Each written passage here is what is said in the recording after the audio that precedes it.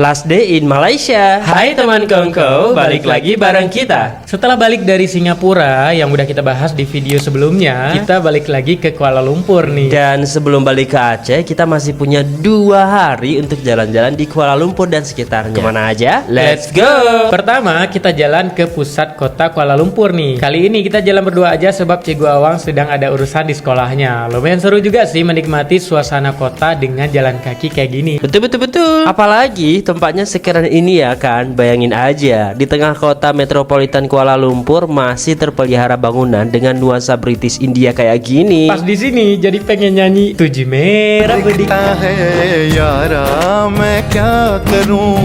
Kakak Singoh watet aja India kam lagunya. Terus habis dari sini kita dijemput Cikgu Awang dan melaju ke Putrajaya. Sebelum ke Putrajaya, kita mampir dulu ke Universitas Putra Malaysia atau UPM ini, dimana ini adalah